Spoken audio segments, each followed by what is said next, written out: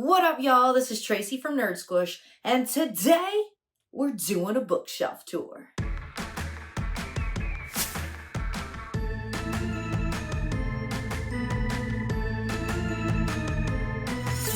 Alright, nerds, this is a video that I have been wanting to do for a hot minute, but for whatever reason, I just have never done it. But today, we're changing that. We are going to talk about all the books on this shelf and all the books on the other shelf, because I have two bookshelves full of what I think are beautiful stories. A lot of you are probably gonna look at these shelves and be like, girl, what? If everybody's showing the same fantasy and smut books, then the internet's not interesting. So we're gonna show you some different books that might not always be talked about on BookTube or BookTok. I'm going to warn you, these bookshelves, they're not really organized in a certain way. They're organized in my brain. Okay, I know how to find what I'm looking for. Sorry, I'm very distracted by whatever this curl is doing. It's BS. But anyway. Oh, no. These are not really organized in a way that makes sense to most people. If you were coming in here and I was like, oh, I have this book, look for it. It's confusing. There's no genre organization. There's no rainbow organization. It's just chaos. Chaos, just like I like my books, okay? So we're gonna start off ignoring the pimple on my face, and we're gonna talk about one of my favorite shelves in this whole bookshelf. And that is these beautiful leather-bound books. You gotta keep it fancy, okay? You gotta put your pinky up a little once in a while, right? So that's what this shelf is.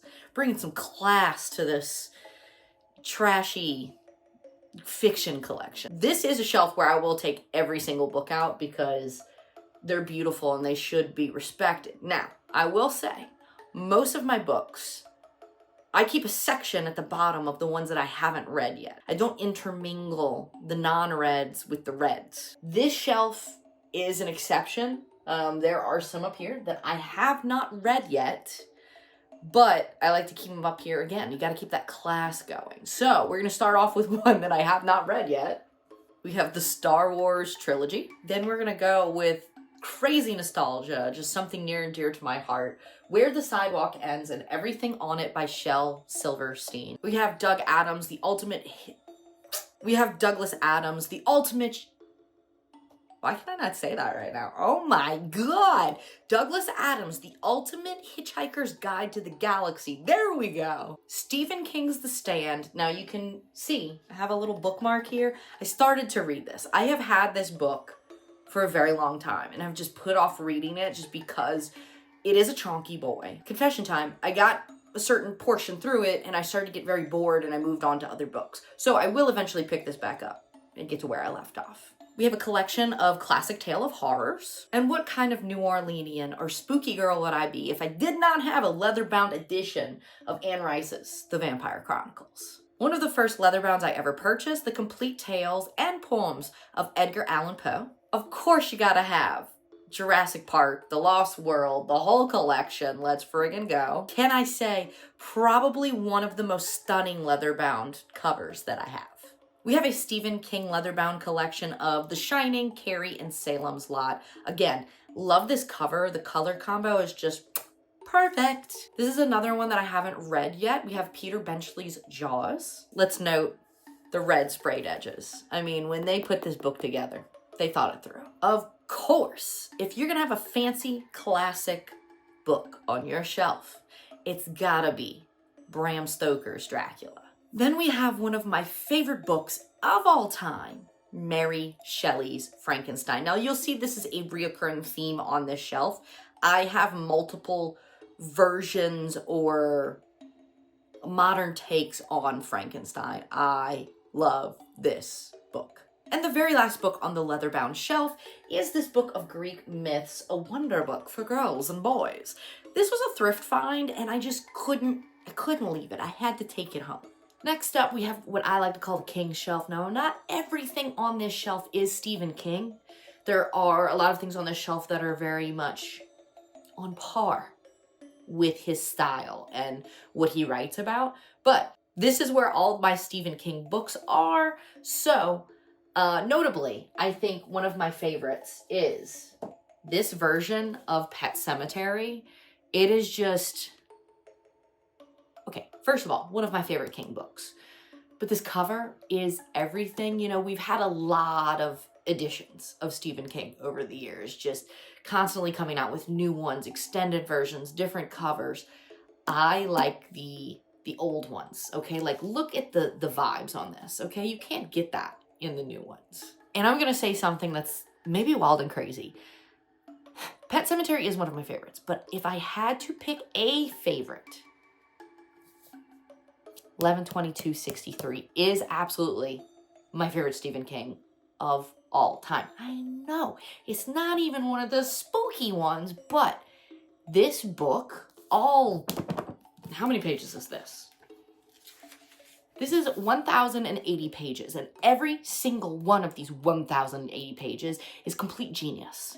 And you should read it if you haven't, because if you haven't, you're honestly not living your life right, so correct that. And of course you have to do Stephen King Does Werewolves. I mean, come on. This has one of, in my opinion, the funniest illustrations that I've ever seen in my life. A werewolf with a kite. What does there to say about that? So again, these aren't all Stephen King. On the shelf, we have William Peter Blatty's The Exorcist, a nice, just worn, it's been through some things, just like the people in The Exorcist, okay? It's matching the vibes. So, next up on the shelf, we have my most recent read, High Moor, by Graham Reynolds. This is a fantastic werewolf book. I read this first one. It leaves off of a cliffhanger. I ordered 2 and 3, and unfortunately my shipment was transferred to USPS, so who knows when the Postal Service will decide to grace me with this gift. It may never show up, because let's face it, the Postal Service is trash. I don't know what they do over there. I don't know what they do. What they don't do is deliver my packages on time or at all. That's all I've learned. Anyway, this was great. This was the one that I was thinking about doing a review for in lieu of this video. So if you would like to see a review of High Moor, or maybe when I finish all 3 in the series, hit me in the comments. Let me know if you'd like to see that, and I'll make that happen. Giroux, NOPD Detective. I just did a review on this. This book is everything to me. And I mean, if you like New Orleans and if you like werewolves, do yourself a favor, okay? Just watch it. Don't watch it. Read it. There's no movie. Why did I say watch? I have the posture of a shrimp right now because I'm like, you know, I'm not filming this in a way that is aesthetic. Moving along on the shelf, we have Stephen King's son, Joe Hill. Now, obviously, one of the best, Nosferatu, Joe Hill, such a fantastic book. Again, we have some randos. Tender as the Flesh, such a good book. One that the book talk and the booktube hype, it was worth it. I felt it and I understood why it had been hyped. Then we have Such Sharp Teeth by Rachel Harrison, another fantastic werewolf book. And then we go into my Grady Hendrix collection because, if you know, or if you don't know, rather, he is one of my favorite authors. I feel like he's the guy in horror right now. Not that long ago, I did a ranking of Grady Hendrix books, and, you know, if you didn't watch it, boo. Spoiler alert. These are my top 2 favorites, and it's so hard to pick between these 2. I love both of them so much. I love Grady Hendrix. Also, I just caught a whiff of a book and I had to get in there and smell it. Book smells are just intoxicating. My next shelf is very inspired by Universal Monsters because I am a huge fan of Universal Monsters. I say this as I'm literally wearing Creature on my body right now. But I love the Universal Monsters. So we have a lot of the books that are about the movies, the making of them, the actors, the actual stories and modern takes on them. And there are some gems on this shelf. Some of my favorite books in my collection. So let's dive into these. First of all, let's acknowledge, yes, this is a gator. I got a gate ahead. My friend Megan bought me this because she's amazing and she gets me and she knows that I needed a gate ahead on my shelf. And look at him. So handsome. One of my favorites is this take on the Wolfman of Lawrence's search for a cure for his lycanthropy. And I mean, look at this cover. It's just pure, just classic Wolfman. I love this. Another one of my absolute favorites in my entire book collection is Angelica Frankenstein Makes Her Match. This is such a fun take on the Frankenstein story, using, original characters, but just adding more, adding that background, that full world. And it is just so cute and it's funny and it's disturbing at times, and I love it and I can't recommend it enough. Speaking of Creature from the Black Lagoon, one of the few books on my shelf that is nonfiction, but this is such a fantastic story. It's all about Millicent Patrick, the woman that designed Creature from the Black Lagoon, and in her life, while she was still alive, never got credit for designing this iconic creature. So the author kind of dives into the history, the story, how she got into it, what all happened, and it is so fascinating. This is another thrift find, This Dark Endeavor, that dives into Dr. Frankenstein and what led him to the journey of creating the monster and all the things that he's into. Super, super good book. I told you I really like Frankenstein, okay? This is the history, cultural history of Frankenstein, diving into all the different aspects of Frankenstein, the monster, and where they've appeared over the years. It does have some really cool pictures added in here for all different sorts of Frankenstein-inspired cultural moments. This is another one on my shelf that's making me live all my Merton Dingle dreams. The Concise Treatise of Lycanthropy. This book...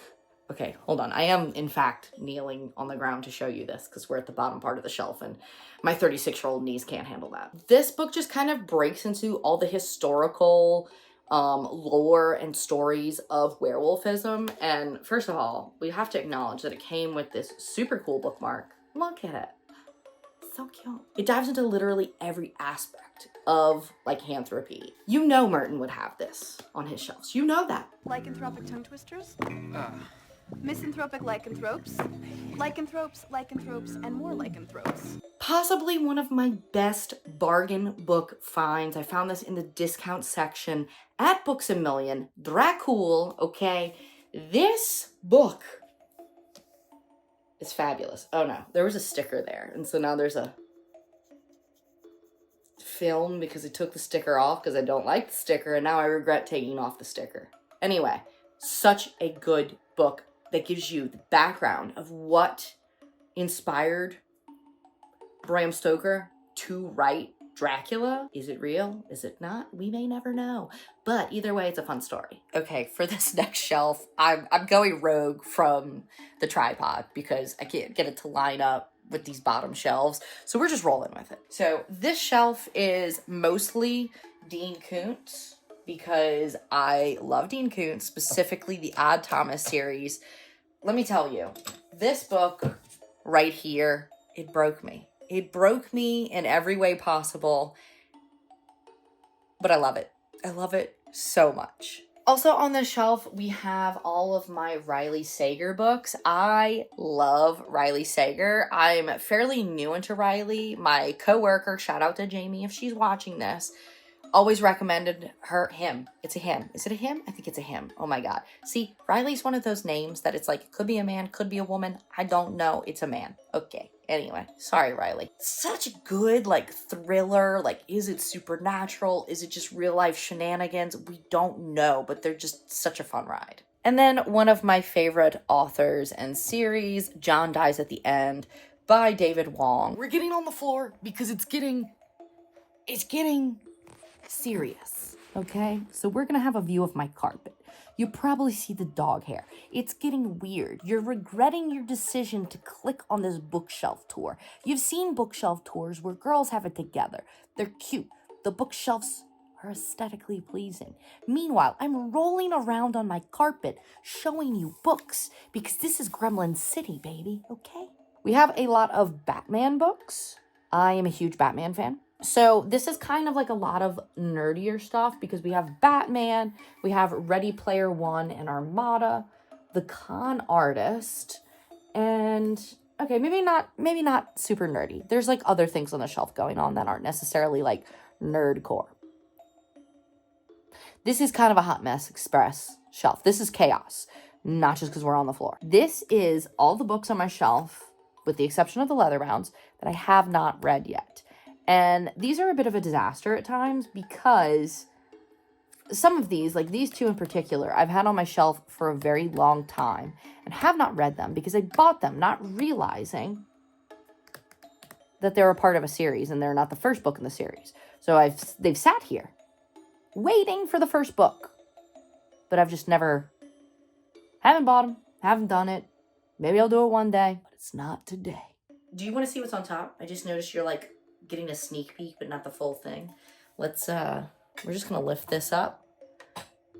Boom! Spooky, beautiful sights. We have my Cracker Barrel Ghost and my Headless Horseman. Beautiful, love it, such a sight. But with that, we have finished shelf 1. Let's move on to shelf duh. Maybe for this one, we'll start at the top shenanigans. I have my sweet little pumpkin lord. We have my Elvira Monster High doll that was so sweetly sent to me from Erin. Love you, girl. I have a Dia de los Muertos Ken doll that was gifted to me when I left a former work role and moved into my new one. We have my Wizarding World wands. Okay, you know what? We're just gonna take them off the shelf. This is my beautiful Sirius Black wand. It's gorgeous. It's simple. You gotta love Sirius Black. He's a beautiful human being. But the wand that is my prized possession is the wand that chose me at the Ollivander's experience, to which I did cry a lot. I don't know if you can see these details. It's like little fall leaves. I don't know if they're fall. They're leaves, right? But in my mind, it's a fall leaf. But this wand couldn't have been a better pick for me. And without further ado, the Harry Potter shelf. Because would I even be a millennial if I didn't have an entire shelf dedicated to Harry Potter? No, I wouldn't. I'm a gremlin. Okay, I am chaotic. If I do have a series, they usually don't match. Hence this. I originally did not want to read the Harry Potter series. I remember when it came out and I was a big reader, but I was like, I'm not going to read about a wizard boy. Like, no, I'm not doing it. And I refused. And then my aunt bought me this edition of the Sorcerer's Stone. Look at this bad boy. He's been through some stuff. So she bought it for me for Christmas and I was like, okay, well, man, I guess I'll read it. Obsessed. So I refused to get the book that matches all the other ones because this is the one that did it. Like, this is how I got into this beautiful series. But these are all the originals that I read, and I refused to get rid of them and buy a nice matching set that wasn't the one that went through the hard times. We do have some more wands up here. So when we first moved to Texas, we went to this event called the Boozy Cauldron, where it's kind of like you get, I don't know how many drinks, like 4 different drinks, and they have like all these skits and acts in between them, and you could buy wands. And so, we did. And I love these. They're both so different. This one's very dark and just kind of creepy, and this one's very like old school D&D vibes, and I love them. Now we're gonna take it down to a shelf that has a lot of my favorite books. We have the Casket Girls series by Elise Arden. The first 2 books, specifically the first one, so friggin' good. Just prime New Orleans, post-Katrina vibes. You got vampires. It's beautiful. It's spooky. And it's weird because it's a YA. And as a 36-year-old woman, I don't really read YA. I'll read YA from my youth, but new young adult books, they don't hit. Because I read them, I'm like, God, this dumb. I can't relate to these little teen problems. They're stupid and I want to slap them all. So usually I don't read them. This, I think, is an exception because of the New Orleans vibes and the vampire vibes. And I have it so beautifully bookended with these beautiful, beautiful geodes that my dad brought back from oh gosh, was it when he went to Egypt for work, or I don't know. He was always traveling, and every time he traveled, he would come back with these cool gifts. And I mean, look, this is so beautiful. I love this. So again, we have a lot of favorites on the shelf. Most notably, the one that I want to talk about is a series that no one talks about because the internet continues to disappoint me. It's the Living with the Dead series by Jesse Peterson. So you have this married couple, right? They're on the verge of divorce. Things are not going well, okay? So they go into couples therapy.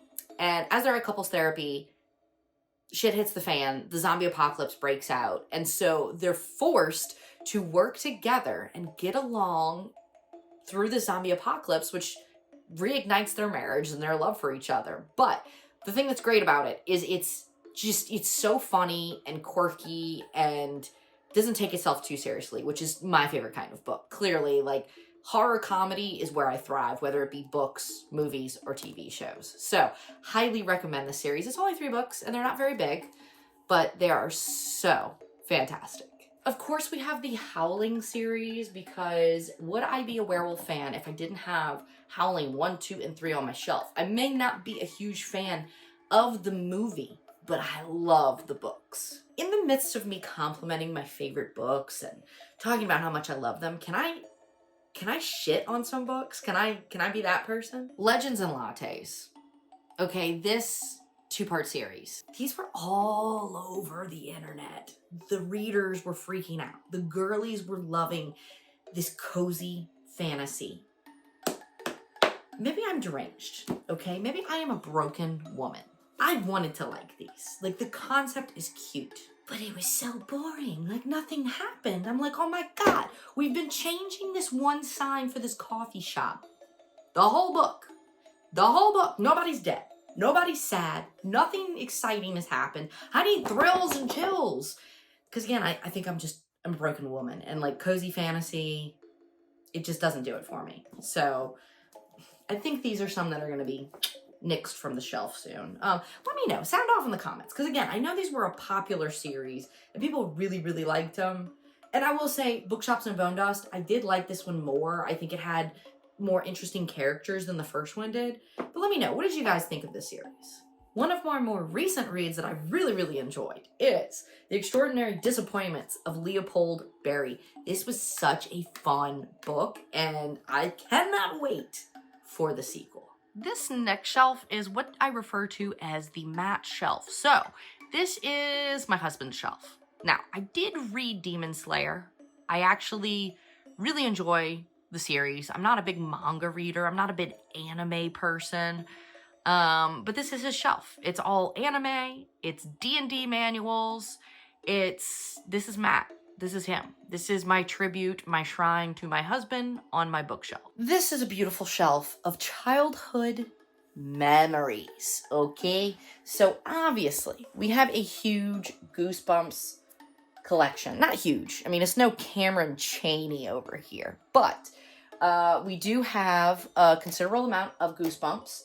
Shout out to my friend Brett for actually giving me a lot of these when his mom cleared out his old collection. But, you know, we gotta do it right. We do have my favorite, Werewolf of Fever Swamp. We have a lot of Fear Street, of course, on brand. My favorite is the werewolf book, Mad Moonlight. And I'm just saying, I love the first 3 Fear Street movies.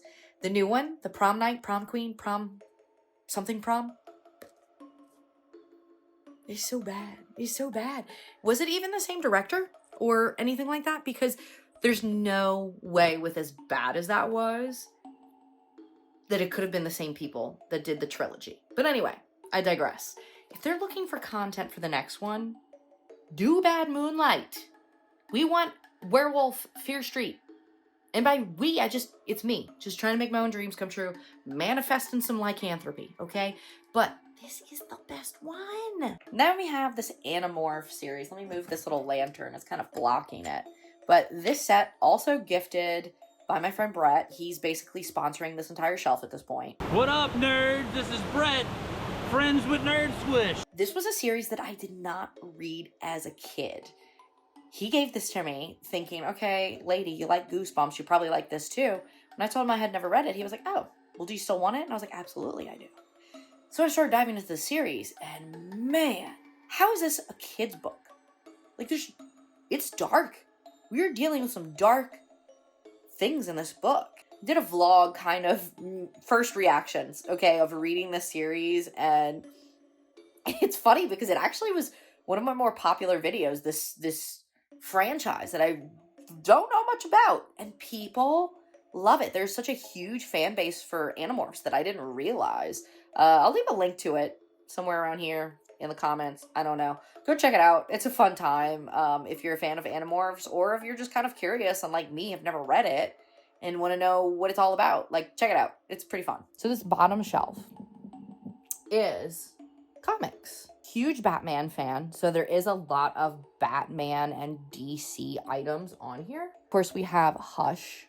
Who would I be if I did not mention The Dark Knight Returns? Some Universal Monster finds. We have Dracula and Creature from the Black Lagoon, of course. If I had to pick my favorite comic on this shelf, though, I think we all know where this is leading.